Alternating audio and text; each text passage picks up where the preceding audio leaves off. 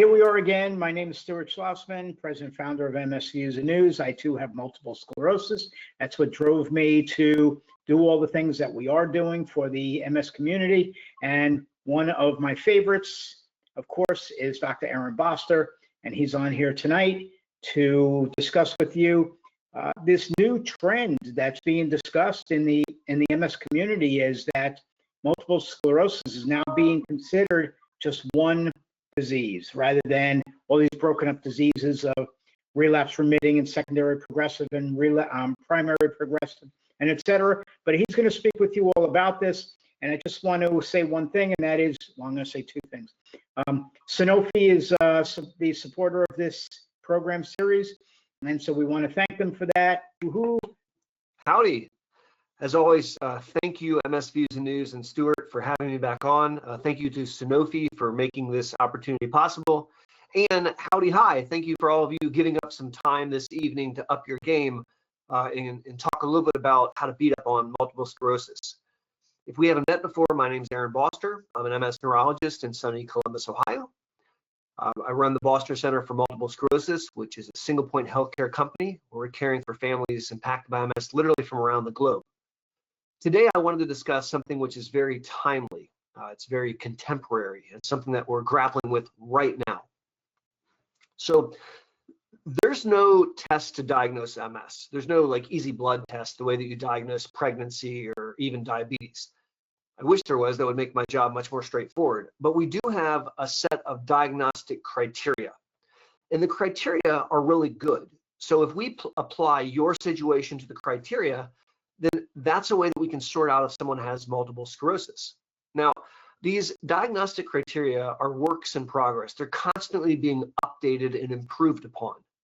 And each time that we update the criteria, we are able to make a diagnosis faster and more accurately. And so many of you are familiar, we call the criteria after the late Ian MacDonald. He was a neurologist in Great Britain, and he coined the first set of the MacDonald criteria in 2001, and they've been updated in 2005 and 2010 and 2017, and they just got updated a couple months ago. We're calling that the 2024 revised criteria.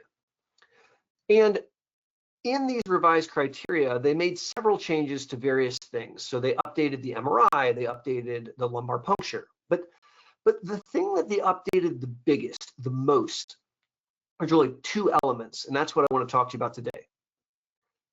They have brought into scripture the fact that we can have a biologic diagnosis of multiple sclerosis, the disease multiple sclerosis, independent from how it presents.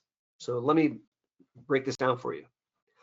Traditionally, in the past, if you presented with a classic presentation in optic neuritis, which is a very classic MS presentation, or if you presented with a spinal cord involvement, a transverse myelitis, a classic presentation, then there was a pathway to diagnose MS.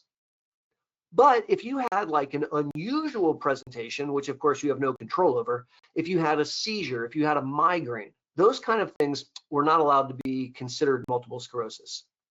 In the new revised criteria, there's a direct path to diagnose if someone has a classic symptom, but there's also a path if they have abnormal or atypical symptoms. And I love that because that's very honest. And it gets even better because they also have a path if you have no symptoms, because we can clarify a biologic diagnosis of MS through the newfangled MRIs and through the newfangled lumbar punctures, even if you have no symptoms. And so that's a really big change that I'm very, very excited about. But that's not the biggest change. That's not the thing that I'm most excited about. The thing that I'm most excited about is recognizing that whether you present with MS as having attacks, so you have an attack and then there's some recovery, maybe then you have another attack and then you have some recovery, and we call that relapsing multiple sclerosis. Or if you present with a slow, steady decline in function, where you're getting worse slowly over a period of at least a year, the diagnostic criteria, if you will, for primary progressive MS. In the new 2024 revised MacDonald criteria, it doesn't matter if you present with a relapse or you present with progression, we use the same diagnostic criteria to diagnose you. Now, What does that tell us? It tells us that the field is moving towards a unified concept that MS is one condition which can manifest clinically lots of different ways. Let me use an example from a different autoimmune disease. So many of you are familiar, of course, with the autoimmune disease diabetes. Diabetes is a problem where you have trouble controlling your sugars, and that can affect lots of different people differently. So one person can have diabetes and they can go blind from retinal involvement of the diabetes. Someone else with diabetes has perfect vision, but they lose their kidneys because they go into renal failure because of the diabetes. So you have one person who has suffered blindness and one person who has suffered renal failure, and they have the exact same disease, but it's manifesting differently. That's the way I think we need to be thinking about multiple sclerosis. Whether or not you present with a relapse or whether or not you present with a slow, steady decline, we can now use the same diagnostic criteria. And I think that's because we're dealing with the same condition, the same biologic phenomenon, multiple sclerosis, which is presenting a bit differently. So that is a really big deal. And the reason it's a really big deal in part is because of what it means for our opportunities for treatment of disease.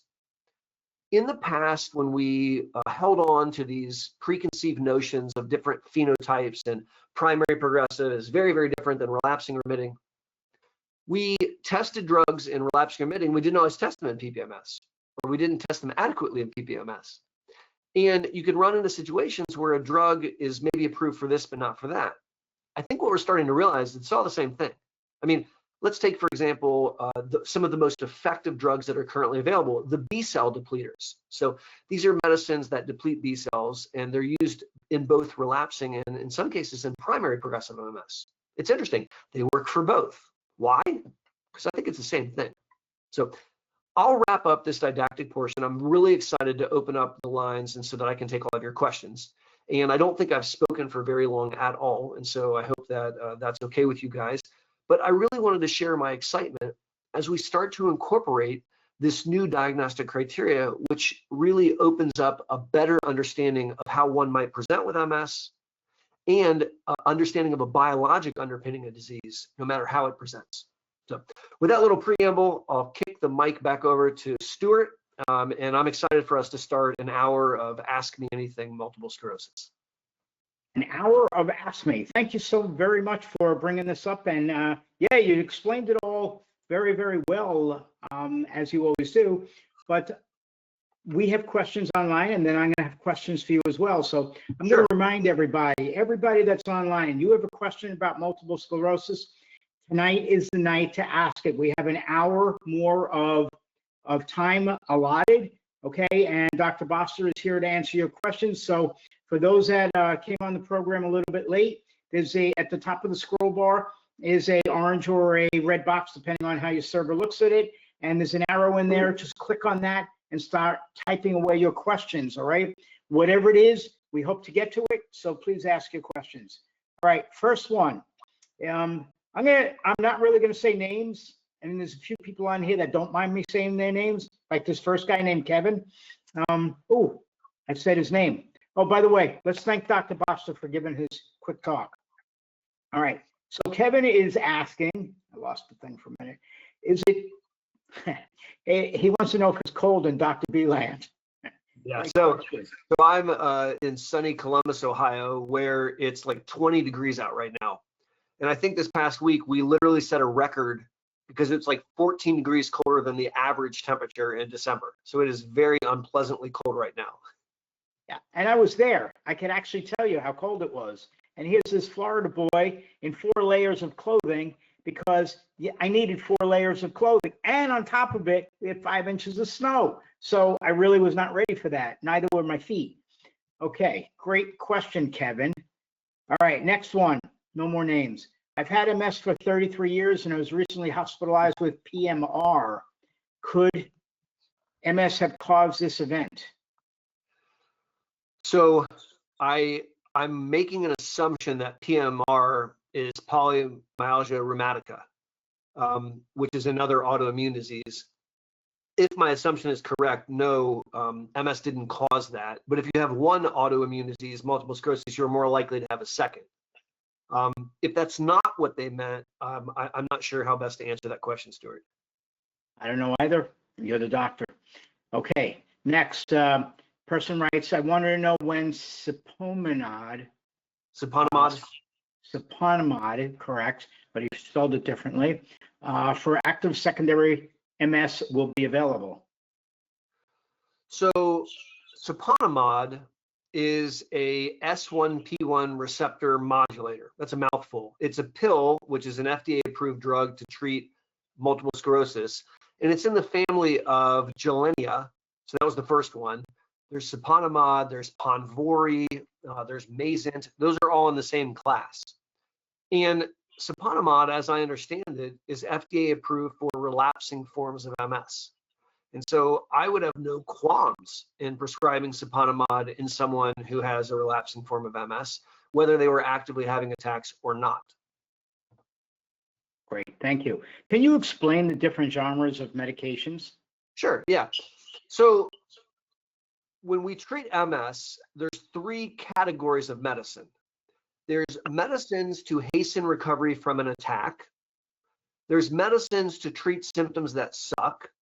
And there's medicines to slow the MS down, disease-modifying therapies. So medicines that treat attacks, these are oftentimes forms of corticosteroids, like Solumedrol, you may have heard of. That's an IV infusion, or sometimes we use very high-dose oral prednisone.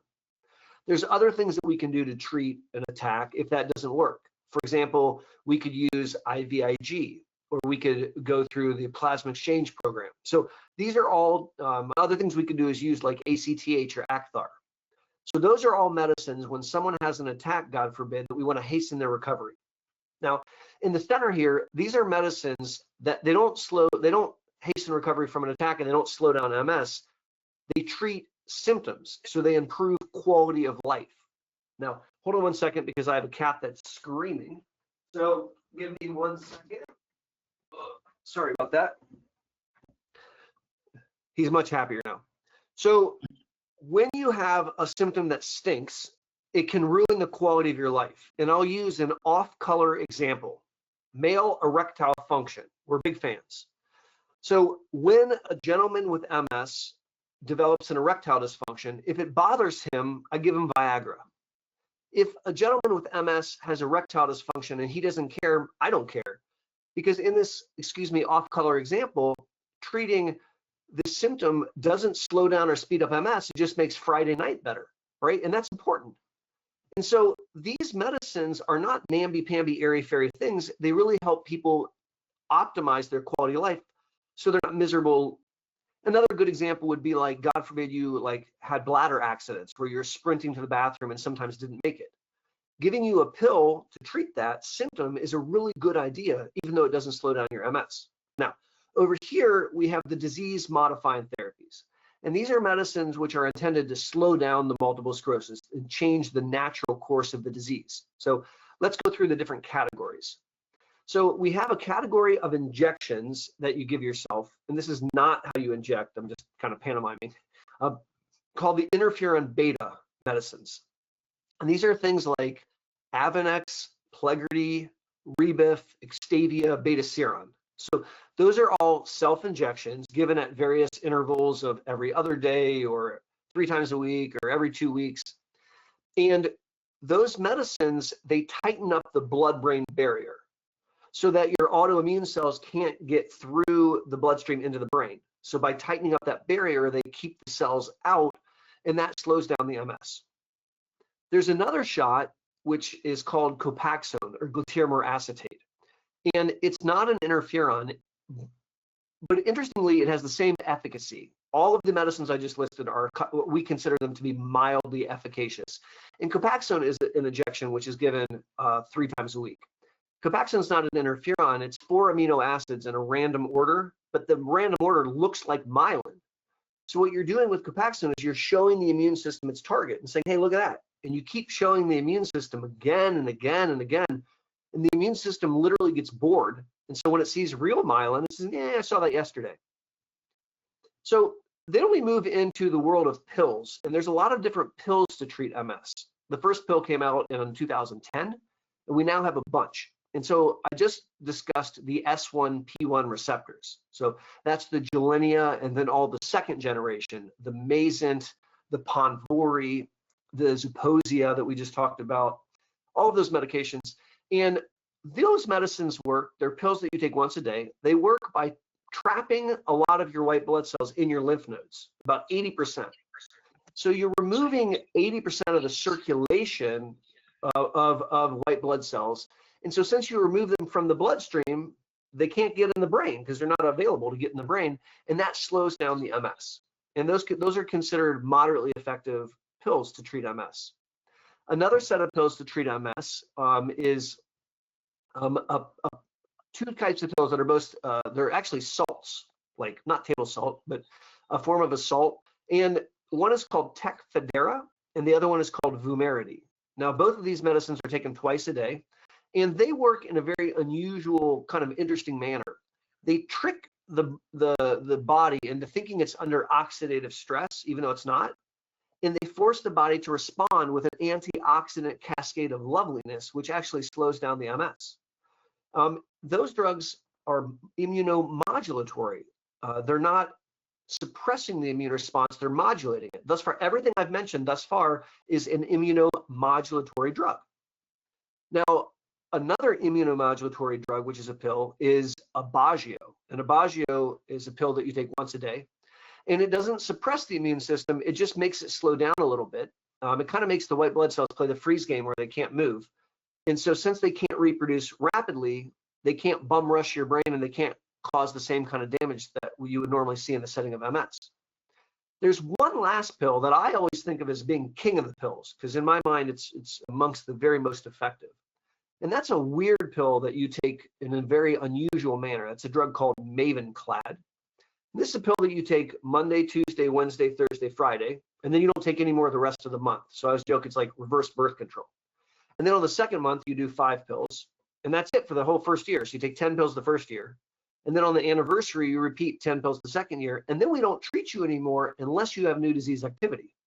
So obviously, Mavenclad is doing something categorically different. It's not blocking cells, it's rebooting your B cells so they don't attack you, which is pretty clever. And if you're successfully rebooting the immune system, then you don't need to continually remind it, which is great. We now transition to a class of medicines that are sort of in the upper echelon, what we would consider to be the most effective that are currently available. And these medicines are all monoclonal antibodies. They're all smart bombs that were engineered in laboratories. They're infused or injected, and they have very, very specific targets. So the biggest category, which we've actually already talked about tonight, are the B cell medicines. So this would be like rituximab, Ocrevus, Kesimpta, Briumvi. These are all B cell depleters, and they're all taken at different intervals, and they drop the B cells low because you need B cells to piss off T cells to attack your brain. So if you don't have a lot of B cells, the T cells can see your brain, but they can't get mad enough to attack it. And so there's an indirect mechanism, and that's actually a very effective way of treating the disease. Natalizumab, Tysabri, or Teruco is another 2 MS medicines, very effective infusions, which are given either every 4 or every 6 weeks. Now, what they do is they tighten the blood-brain barrier, but they do it way better than interferons. Like, so if you think of the blood-brain barrier normally as being like in the analogy of the 3 little pigs, it's like the straw house. It's not a very good house. It's easy to get through. If you add interferon, it becomes the stick house. So it's a better house. If you add Tysabri, it becomes the brick house. Nothing gets through. It's like the ultimate barrier, and it prevents the cells from entering into the brain, which if they can't get in the brain, they can't attack the brain. And so that's why Tysabri and Teruco are so effective. And then the last drug is another infused drug. It's my favorite as far as efficacy is concerned, and that's alemtuzumab or Lemtrada. Lemtrada is another one of those weird drugs where you do 5 days in a row, wait a year, 3 days in a row, and then you don't take any more unless you have new disease activity. And it's rebooting your immune system, both your B and your T cells. So if you successfully reboot it, then you don't need to remind it. Now, that's a mouthful, but that is a 10,000-foot view of some of the drugs used to treat multiple sclerosis. That was excellent. Thank you so much. And there's a lot of questions online, but I'm going to hit you up with a few of them right now based on what you were just talking about, and that is that you brought up Tysabri as it being the brick house, all right? If Tysabri is such a good drug, why is it not being used like it once was? Because a lot of neurologists are scared little men. That's why. It's because of fear. So let's talk through that. In the field of multiple sclerosis, for up until 1993, there were no drugs, nothing. So many of us in practice remember when there were no therapies. And then we got these therapies that came out. And in hindsight, they're mildly effective, all right? In hindsight, they're also extremely safe, the interferon drugs and Copaxone. Then the first high-efficacy drug that came out in 2004 was Tysabri.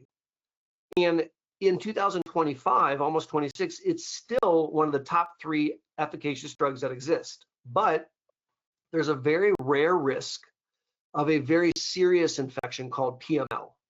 Now, when I say rare, I mean like really rare. So in the first year on Tysabri, the typical risk profile of getting this scary infection called PML is 1,000th of a percent or 100th of a percent. So what's that mean in English? 100th of a percent is you take $1 and turn it into 100 pennies. Take 1 penny and cut it into 100 slices. 1 slice is your risk. And I am of the opinion that it's not my right to inform you if that's acceptable to you or not. I don't get to tell you that. I'm not your dad, right?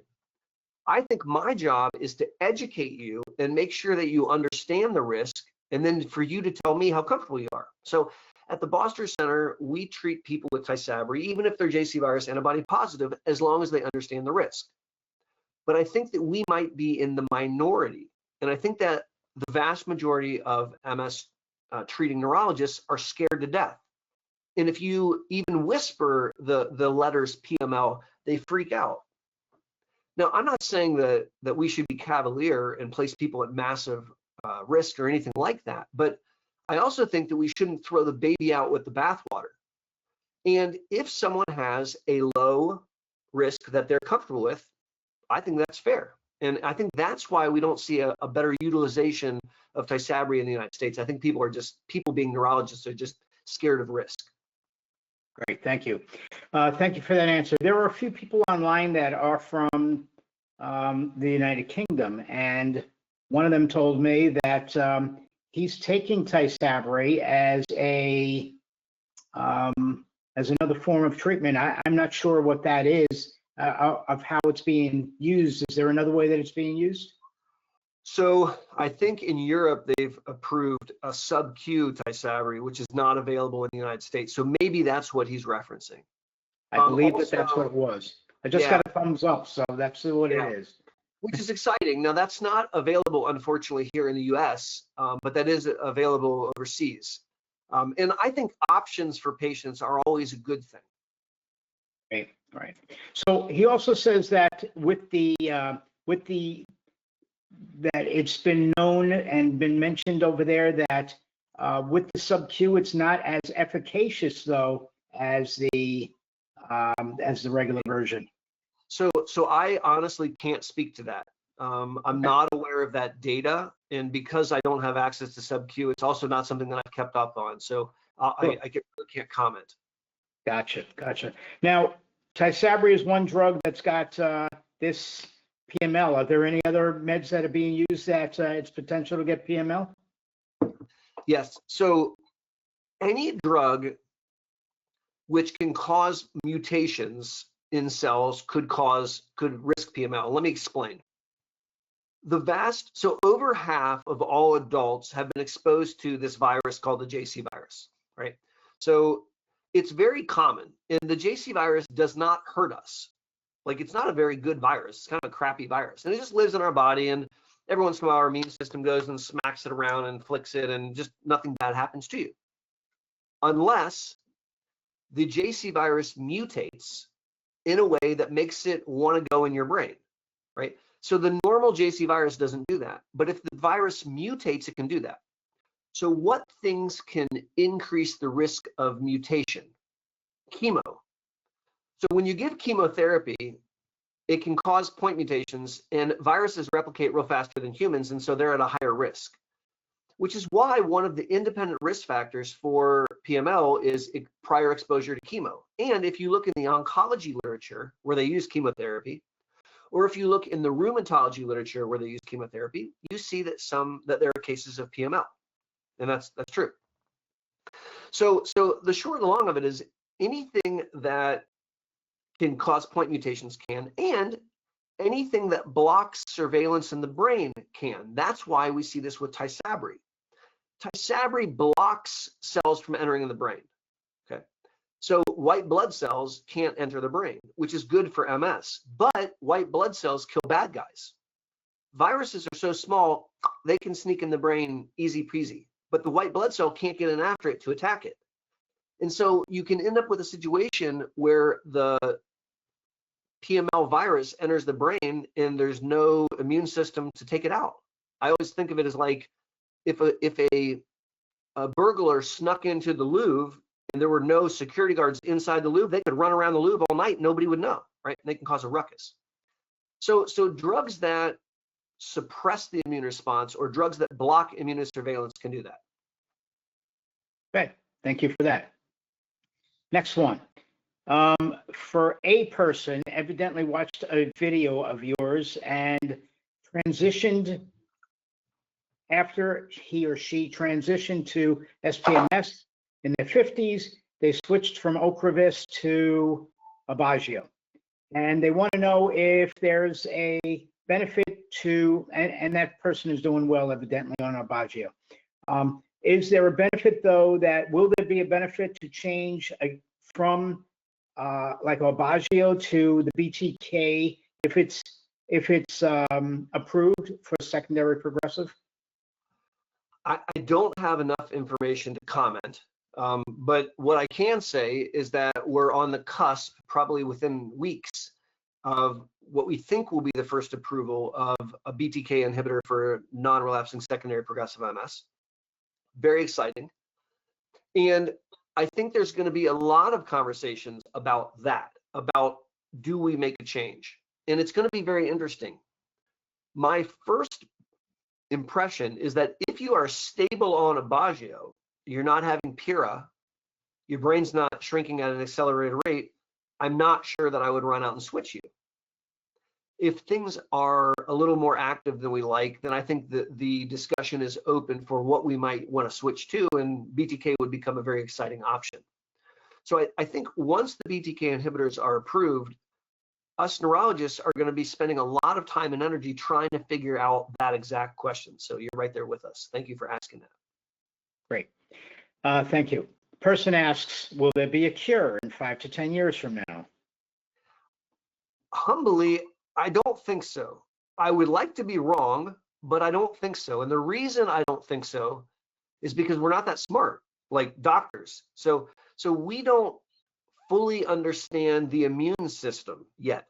We're still learning about the immune system. You know, like during the pandemic, it was discovered that the brain has a lymphatic drainage. So we didn't even know that. So we don't have a big enough understanding of the nervous system or the immune system, unfortunately, to be able to figure out how to cure the condition.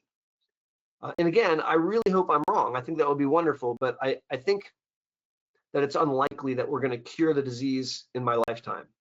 What I do think is very possible today, 2025, and increasingly more and more possible, is making the MS boring.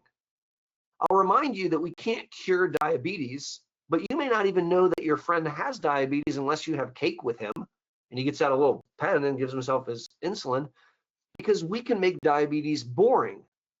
Now, that doesn't mean it's easy to have diabetes, and it's not, but with hard work, we can make diabetes boring, and we can make MS boring. And I think as we develop newer drugs, that's what we're going to get better and better at over these next, say, 2 decades. Right. Thank you for that. My question is there any disease that actually has a cure? Or do we make them, or have we made many of them boring? I think that surgeons sometimes cure things because they cut them out and throw them away, right? So if you have an isolated tumor, God forbid, and the surgeon goes in and removes it and throws it in the trash can, then you don't have a tumor anymore. So he cured your tumor, right? So I think sometimes surgeons cure things. Non-surgeons rarely cure things. So I'll give you an example. I have high cholesterol, so thanks, Mom and Dad. And I take a pill which lowers my cholesterol, which is great because that decreases my risk of heart attack and stroke. But I still have high cholesterol. If I stop the pill, my cholesterol will go back up. So I didn't cure my cholesterol, I'm just treating it. But the result of treating it is I'm less likely to have a stroke and a heart attack, which is good stuff.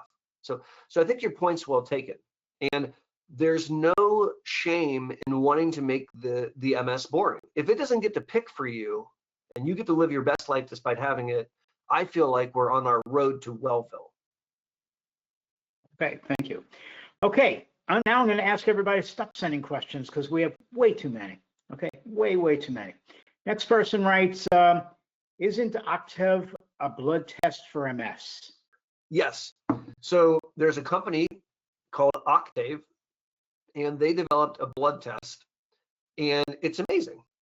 So to tell you a little bit about it real quick, several years ago, the company came to my clinic and they said, hey, we want you to use this test in your clinic, but we don't really have any data yet, but we would like you to try it out. And I said, no. I wanted to wait until I could see some data, and they created gorgeous data. So a couple years later, they came back with 3 published research papers, beautifully done, that prove the following point. Their blood test can help you predict MS disease activity.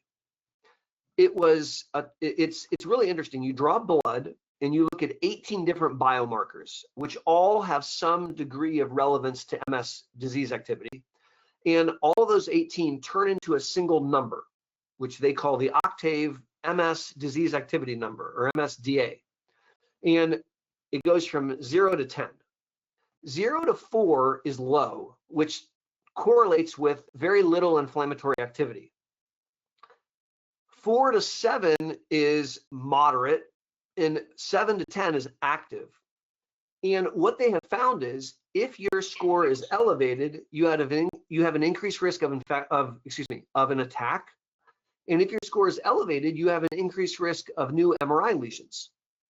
And so this test is very useful to me because it's kind of teaching me information that an MRI teaches me at a fraction of the cost. Unfortunately, the insurance providers have not yet picked this lab test up. So it's not covered by the insurance products just yet.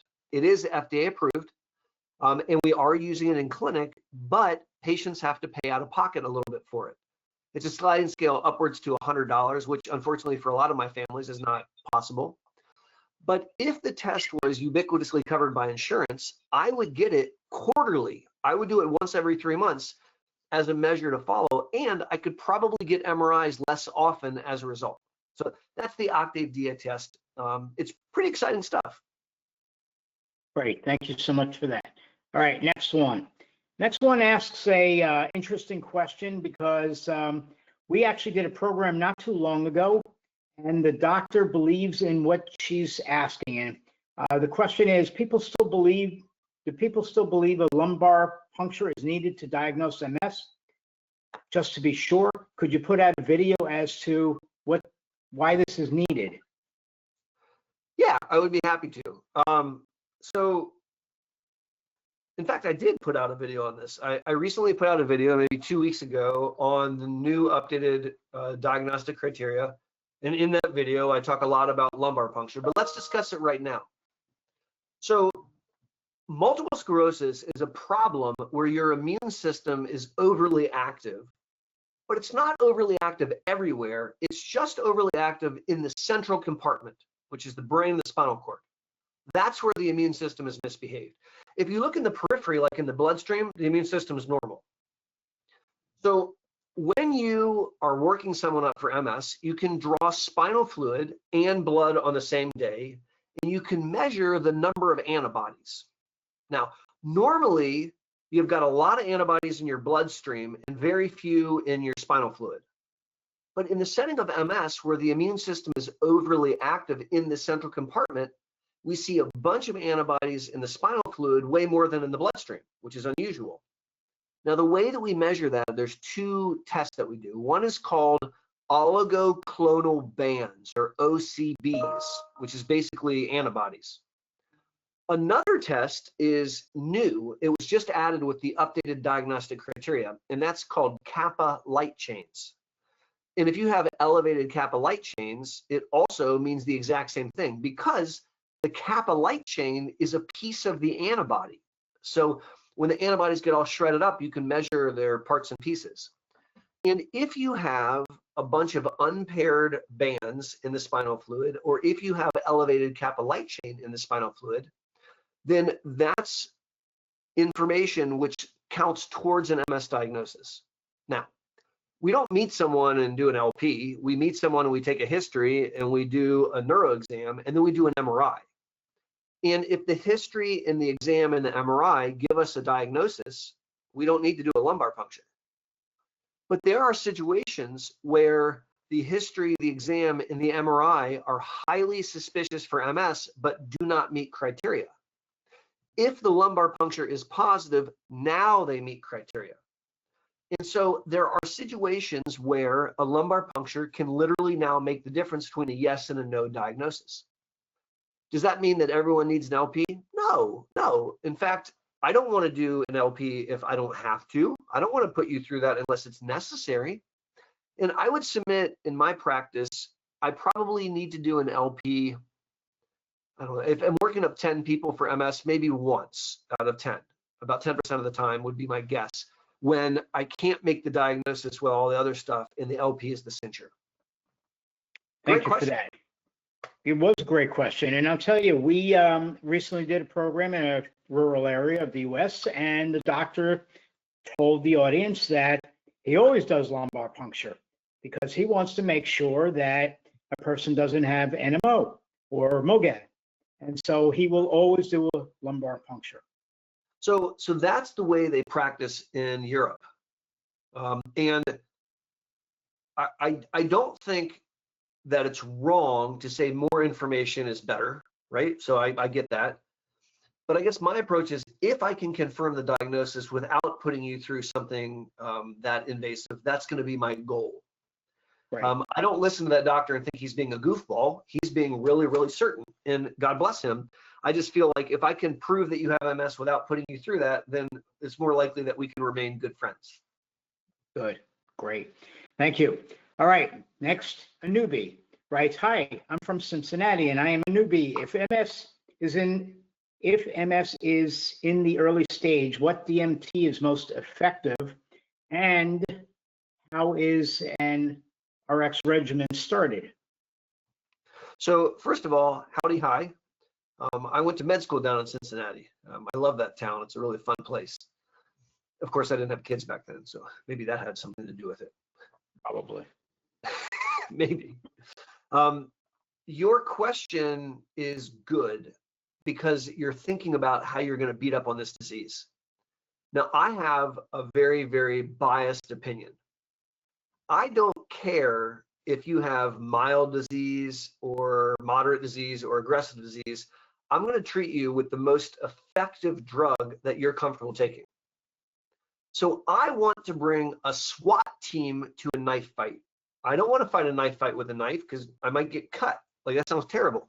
I want 4 guys in front of me that look like G.I. Joe with muscles on their muscles, with flak jackets and semi-automatic weapons, and they're going to fight a knife fight. And I'm going to stand back here with my finger raised, and that's how I want to fight MS. I don't want to start you on a low efficacy medicine because I think that we might get away with it, and then find out, that didn't work because now you've suffered permanent brain damage. Sorry. And then I'm going to upgrade you to something that might work a little bit better. That's called the escalation model. And I personally think it's stupid, and I don't agree with it. Unfortunately, a lot of doctors disagree with me, but you're sitting listening to me, so I'll give you my opinion. And I think there's ample evidence that the escalation model doesn't work. We're not that smart to be able to tell that everything is going perfectly or not. And so I think a much more rational approach is to put you on the most effective thing that you're comfortable with and make sure that it's working. Because even though you feel the best you're going to feel in the first 5 years of the disease, it's also when you have the most pathologic damage, even though you don't know it. And so we're trying to quell inflammation for the first 5 years so that 15, 20, 30, 40 years from now, you're crushing it. You're running around doing fun stuff, not having troubles. And so I want to set the stage with the most effective DMT that I can. Great question. Great, thank you. Thank you for that. And you mentioned escalation therapy, and I just want people to understand that that's the same as others using step therapy. Is that correct? Yeah, when people say the word like step therapy, sometimes they're referencing American insurance companies that require step edits, like where they refuse to put you on this good drug until you fail this like less good drug. And you can see how that's kind of stepwise. The escalation model could fit into step edits. I think both are horrible, frankly. Okay, thank you. Next person writes, Dr. B, what would be the best medication for secondary progressive MS? Since it's all classified now as MS, the high B cell medication, or does it depend on the history? Very good answer to your question. Yes, it does matter about the history, but if you're thinking all comers, picking a B cell medicine is a great way to go. That's like saying, like, I turned 16 and I got to pick a car. I guess I'm going to drive this Ferrari. Like, so yeah, I think that the way you're thinking about it's pretty solid. Okay, thank you. Next person writes, if you're JC positive, are you eligible to take any of the other upper echelon drugs? Yes. So to be clear, there aren't laws that disallow human beings from taking medicines because they're JC virus positive or negative. Sometimes neurologists make up rules for themselves, and they say things like, if my patient is JC virus positive, I won't give them Tysabri. Or sometimes they'll say, if my patient has a high JC virus titer, I won't give them Tysabri. But that's not a rule like from up on high by like the American government. That's just the doctor trying to balance risk benefit.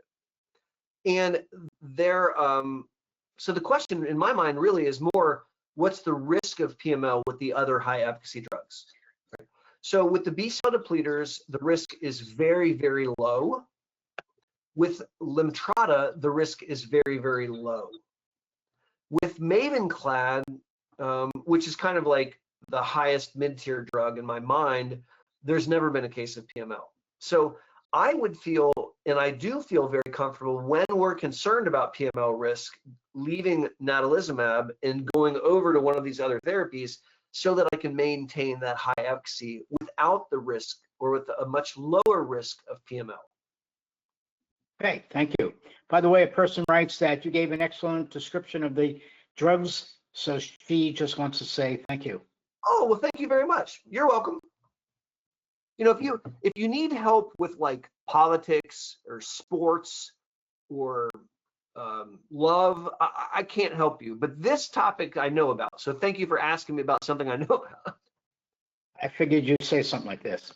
Okay, great. He's a good comic though. You know, he can do some stand up here and there. All right. Next one. What treatments are used in relapse remitting? Wait, what treatments used in relapse remitting could be used for PPMS?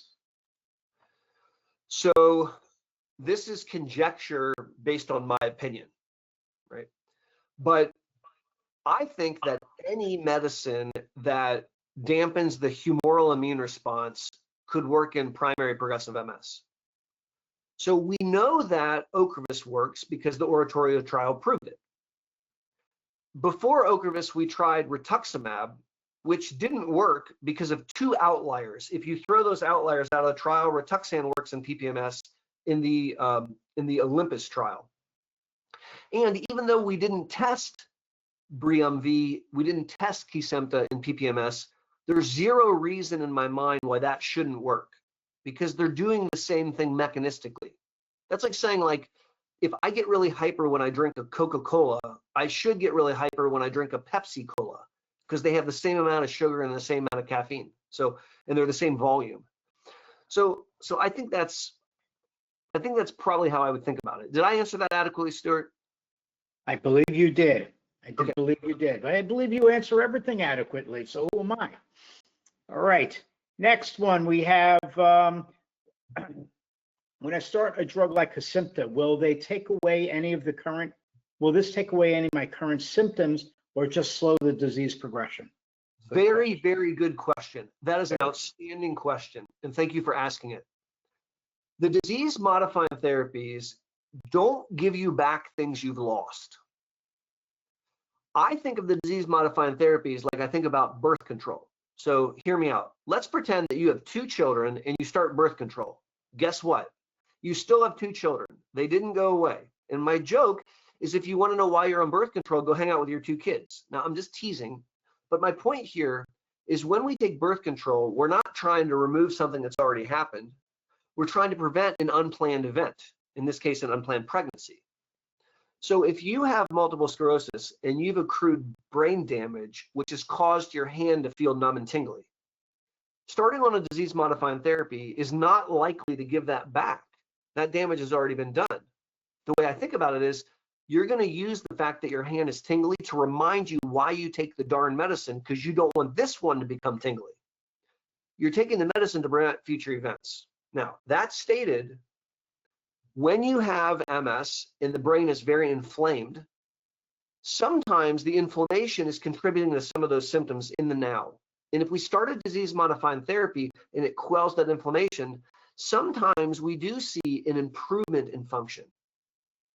I'm of the belief we can demand the disease is quiet and we can ask for improvements to function. We can't demand that we see that because it's not a guarantee. That's a great question. Thank you. Great. Thank you for that. Next one is going back to the all these new medical codes that are out there for the doctors to use. Could you tell us a little bit more about that? And then on top of that, I have another question, but I'll let you go with that first. So it is a really weird time to be practicing MS, like the end, like fourth quarter 2025. It's a weird time because 2 diametrically opposed things happen at the same time. I just finished telling you about how excited I am about the new revised McDonald criteria, which were written by 50-some outstanding MS neurologists from around the globe, many of them my friends. And I just finished telling you how the thing that I'm the most excited about is an understanding that we can use the same diagnostic criteria to identify the same single biologic entity, multiple sclerosis. At the same time that happened, our American government, God bless them, saw fit to change the diagnostic codes for MS. Now, let me explain what I mean by diagnostic codes. So when I see you in clinic and I deliver care, I then bill your insurance to pay me for the care that I delivered. And the way that I submit the bill to the insurance is through the codes. So I use a code for a diagnosis, and that's attached to a treatment algorithm, and that's how the insurance company figures out like reimbursement. And those codes, diagnostic codes, are set by the government, so by Medicare, and then everyone uses them. And up until a couple months ago, the code for MS was G35. It was G35 for relapsing MS, for secondary progressive MS, for PPMS, there was G35. So some Yahoo got it in their head that it would be clever to make 8 different codes, and they did. So now we have relapsing MS, active relapsing MS, secondary progressive MS, active secondary progressive MS, PPMS, active PPMS. Oh yeah, and then we have SPMS, non-specific, PPMS, non-specific.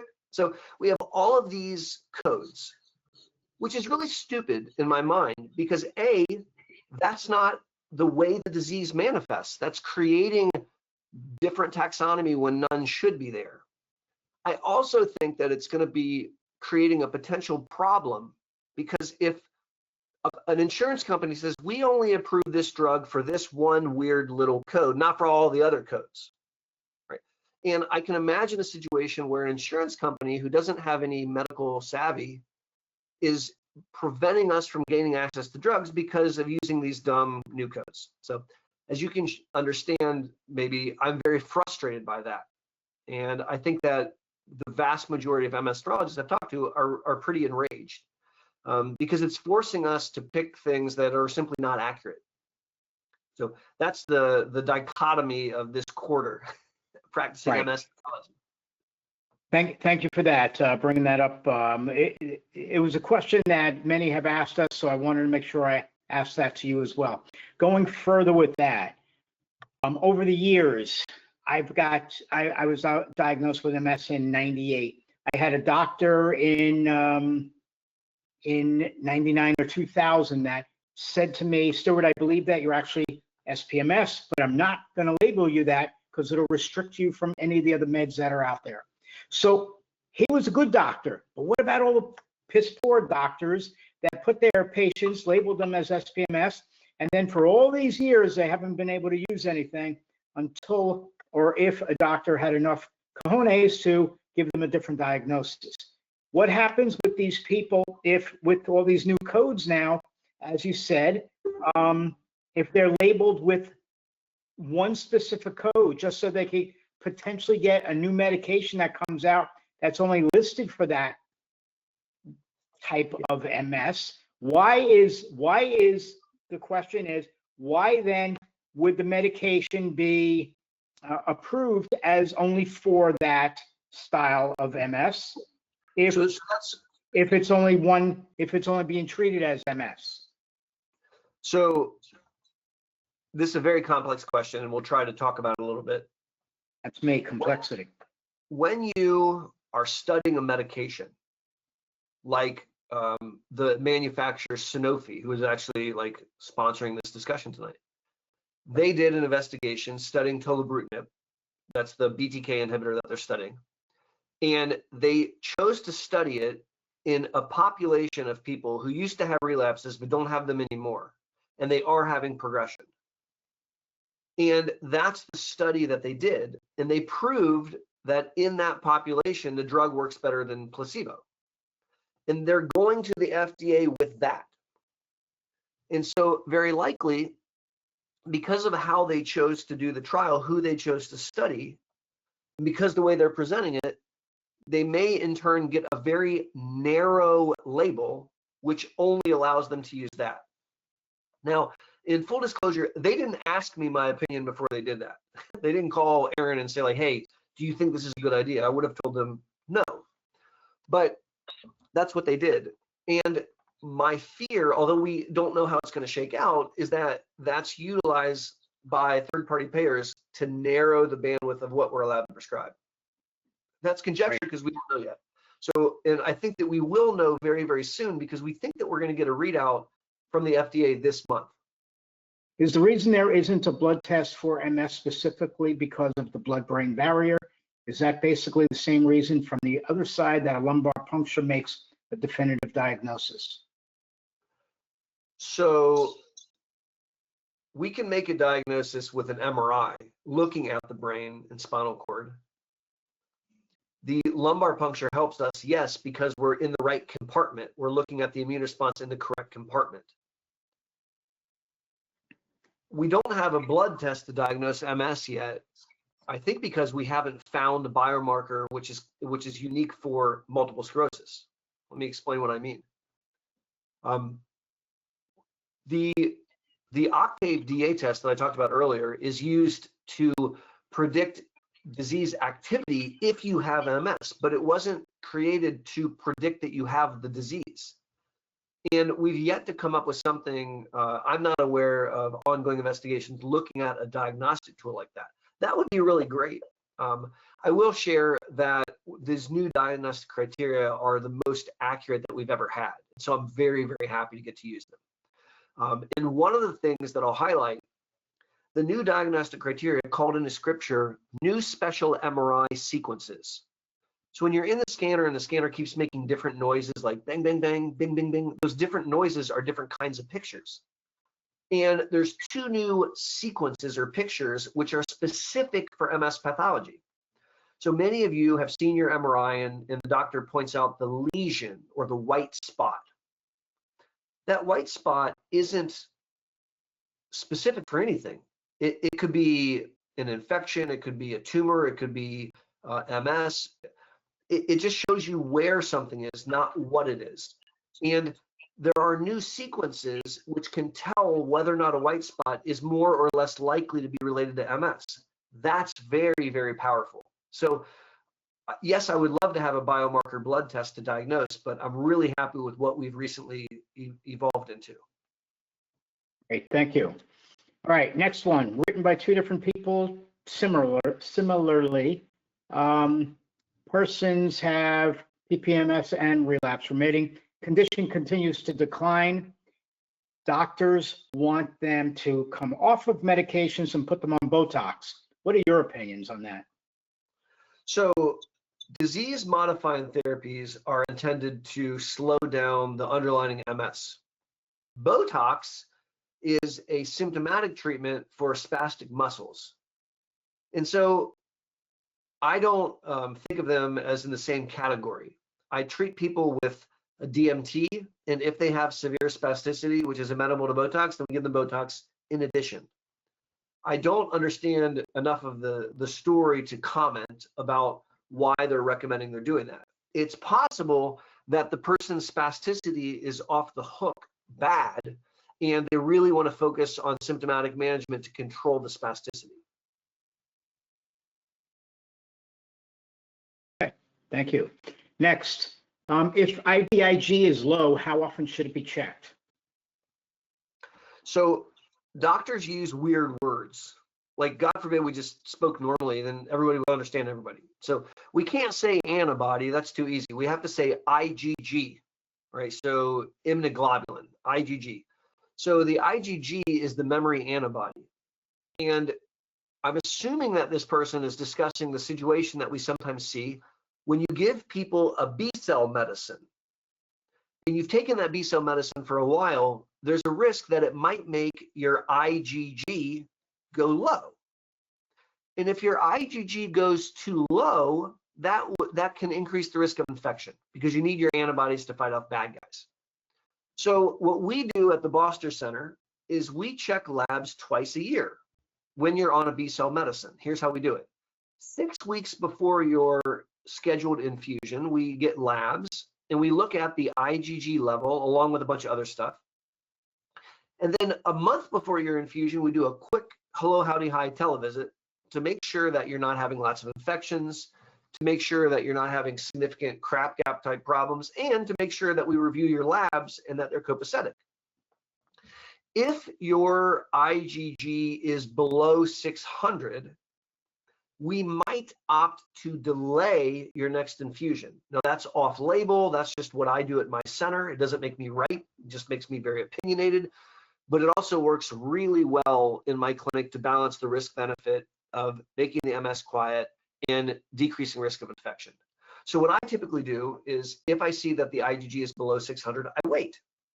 Now there are some severe cases where they went really low and they stayed really low, and the person had infections. And in those cases, we end up giving them a diagnosis of a Scrabble word, hypogammaglobulinemia.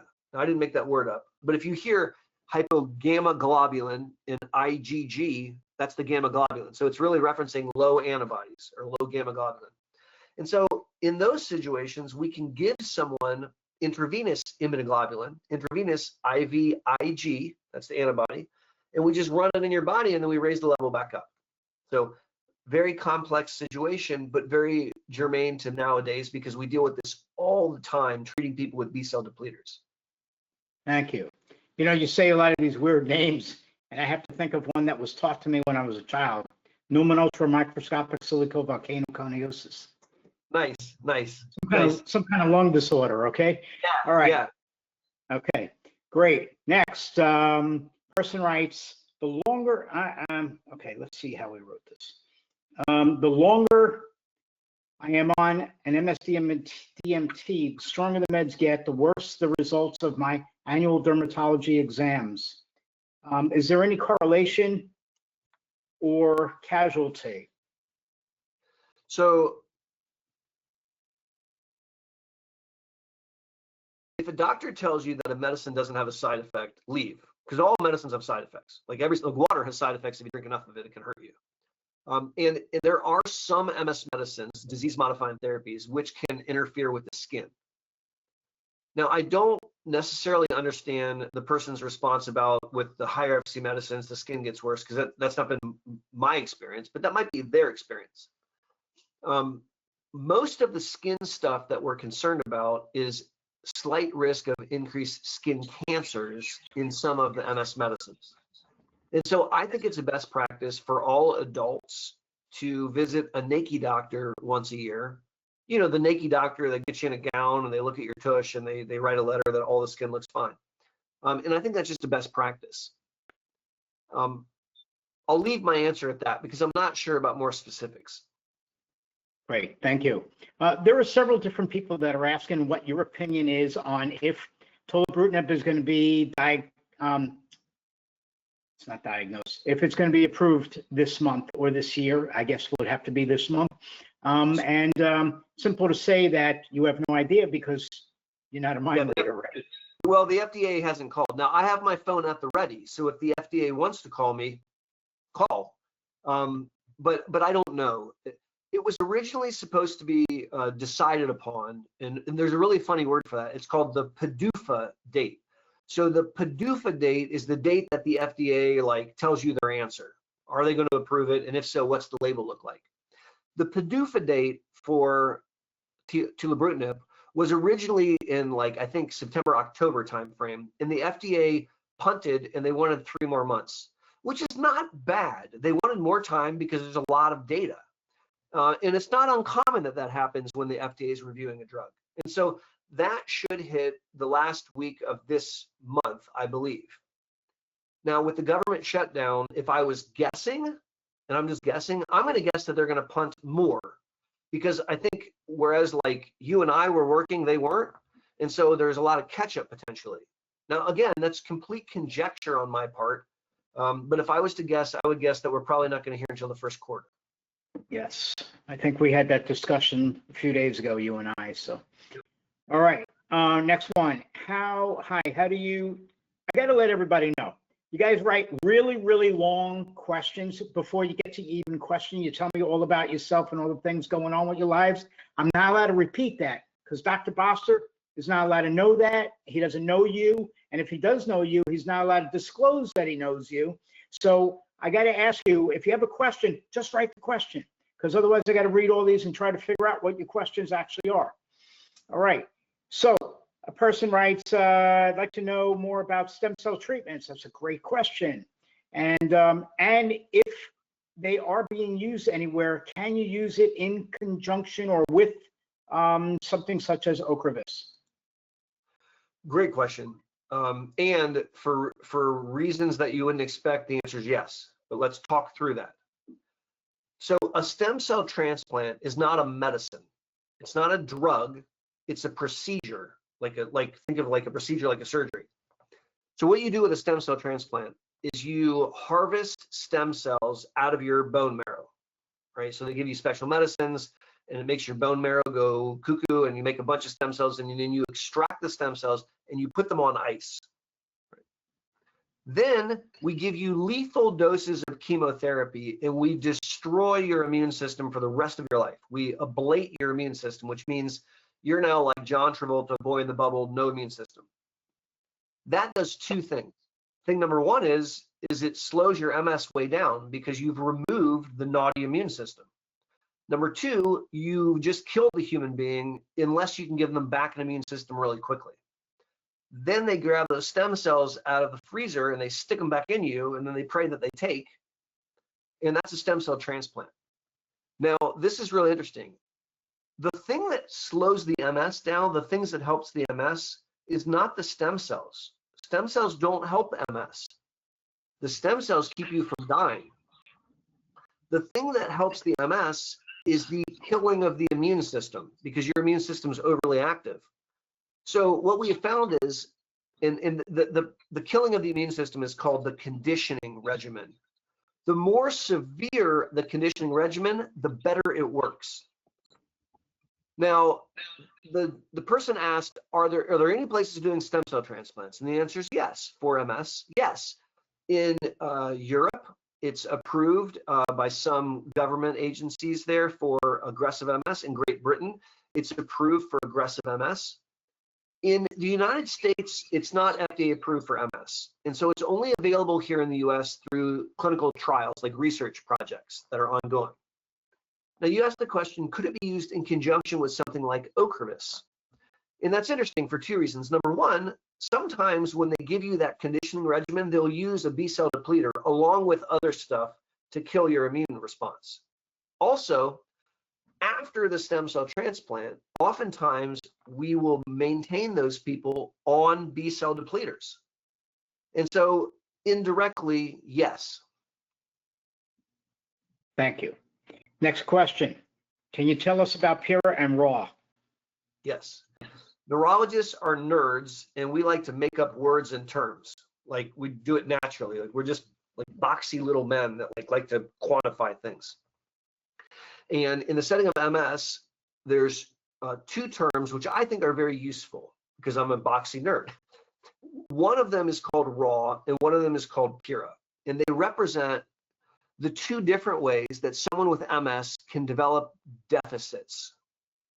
One way that you develop a deficit is you have an attack and then you don't fully recover, right? So God forbid you have an optic neuritis and you go completely blind and then you only regain your vision halfway. So now you're legally blind in your left eye. You can see light and shapes, but you can't really read. You've accrued a degree of disability. And we call that RAW, relapse associated worsening. So you got worse related to the attack. RAW, relapse associated worsening. That's that term. PIRA is an honest term that I really like, because the other way that you can get worse in MS is the areas of damage wear out as you age. And so you can see a slow decline in function separate from an attack. And PIRA stands for progression independent from relapse activity. In other words, I'm getting worse, doc, but I haven't had an attack. And when we think about someone with MS, we want to think about, are they having RAW and are they having PIRA? And then we want to do things to try to slow or prevent both. Okay.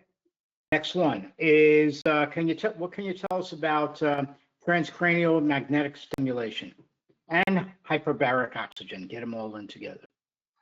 So I am an allopath, which means that I have an MD after my name. I went to a traditional allopathic med school, and I wasn't taught very much about either. Now, transcranial magnetic stimulation is pretty neat technology. So this is the cranium. So transcranial goes across the cranium, magnetic stimulation. So you take a big honking magnet and you hold it against the head, and that has been shown to do some really cool things in psychiatry. So for example, that's been a really effective way of treating refractory depression. I am not up to date on the latest and greatest utilization of transcranial magnet therapy for MS. So I can't comment beyond that. Okay, thank you. I was just going to say, same thing about hyperbaric. Go ahead. Yeah, hyperbaric oxygen is you get inside of a tube and they can crank up the pressure of the oxygen, hyperbaric. And hyperbaric chambers are used for divers when they go down the depths and they come back up and they don't want to get the bends. And there's some theories that it might help with autoimmunity, but those are, when I look at the data, I've never been very impressed. I have never recommended that someone go to a hyperbaric chamber. I guess if I was to make a recommendation, I have 3 rules for non-traditional medicines, like hyperbaric oxygen. It can't be dangerous, and as long as you're doing it under supervision, it's not dangerous. It can't be expensive, and I don't know how much that costs. It might be too expensive. And it can't be instead of something that I know works. So if you said, hey, doc, I have access to a hyperbaric chamber, and I have to pay for it, and I'm going to continue my DMT, is that okay? I would say, great. Okay, great. I have just a few questions remaining, so this is working out well, all right? The first one I'm going to change around a little bit, and it's going to come out like this. Why do most doctors only, or why is it the norm for a person to get an MRI only of their brain and possibly cervical spine, but not anywhere else? Because of surface area. So you're much more likely to have a lesion in your brain without new symptoms, because your brain comparatively is really, really big and it can rewire all over the place. So getting a brain MRI once a year is really important, because it's highly likely that we're going to pick up MS as a new spot as compared to a new attack. The opposite is true with your spinal cord. All the information from the supercomputer gets funneled down into a tight little bundle, which is thinner than my 2 fingers. And if it takes a hit, it normally doesn't go unnoticed. As a result, the Consortium of MS Centers recommends a surveillance brain MRI once a year, and then a surveillance cervical spine only when there are new symptoms attributable to the cervical spine. I like to get a cervical spine about every other year, because I do sometimes with high field magnets see asymptomatic cervical spine lesions. Now, why don't we get a thoracic spine? The spinal cord gets thinner and thinner as it goes down. And so in the thoracic cord in your chest, there's actually less tissue, there's less spinal cord. And statistically, you're even less likely to have an attack there without manifesting new symptoms. So if money grew on trees and there was infinite amounts of time, then I would get a brain CNT spine in every patient, because I would love to have the information. But in the real world, where MRIs are really expensive and not ubiquitously available, we want to use the MRI for the highest yield information possible. Highest yield being the brain, second highest C spine, least relevant T spine. Okay, thank you. Next one. I'm going to just say it as it was written. I've been having worsening cog fog over the past several weeks. If I'm focused on anything and someone tries to speak to me, I literally do not hear them despite having perfect hearing. This irritates my children to no end. What can I do to help the frustrations in these types of situations? How do I keep it to a minimum? So this is an excellent question. This will be my last question that I'm going to answer. Sure. And I think it's a really, really good one to end with. So what you're describing is MS cog fog or brain fog. It's extremely common. Upwards of 70% of people have this. And it's a problem with attention. So you actually described it perfectly. The problem that people with MS have is it's hard to lock on to what's being said. It doesn't mean you're not trying. You are desperately trying. You're like full on like trying in some cases, and you can't take in the information. If you can't attend to the information, then there's no way that you can remember it. And that's the largest issue with MS cognition, is difficulty with attention. So a couple things can help manage the frustration. Let's come up with 5, all right? So one of them is a sit down with your family to be like, look, I'm not trying to ignore you. I'm not hearing you, even though it looks like I am. So if you want to tell me something important, make me say it back to you to make sure that I heard you. And if I didn't remember what you said, don't get pissed off at me. It's not my fault. I have a disease that affects my brain. So please be compassionate and help me out. You could take it a step further and say, don't give me some information unless you write it down and hand it to me. I have some families that they have to do that. So that's one thing that you can do. A second thing that you can do is you can try really hard to not multitask, particularly the second half of your day when you're exhausted. So don't try to prep dinner and have a conversation about getting in trouble at school. Like say, we're going to talk about how you got in trouble at school in about 15 minutes when I finish making your dinner. And then try as best you can to just do one task at a time. That can actually be very, very helpful. Number 3, you can work with a speech pathologist who can help you retrain your brain in a form of cognitive rehab. And they will help you come up with tricks and tips, kind of like what I'm talking about right now, to help you fare better in remembering. Number 4, there are medicines which are stimulant medications, which can trick the brain into being more attentive. I use these in clinic all the time. These are medicines like amphetamine salts, like Adderall, medicines like Ritalin and Vyvanse, medicines like Provigil and Nuvigil can be massive game changers And the biggest thing they do is they help you lock on so that you can remember what you're hearing. Now, number 5 is the stuff that your mom tells you to do that you poo-poo, except it's actually valid, like getting proper sleep and exercising as part of your lifestyle. Those things help preserve the neurologic reserve. So those are 5 things that you can do to try to help decrease the frustration. Great question. That's great. Thank you so much for that. I also suffer from that often. And people talk to me and then they say, did you hear what I said? And I said, I did, but I have no clue what you said. So I totally understand that point. All right. So everybody, thank you for being here all year with us, or as many times as you could.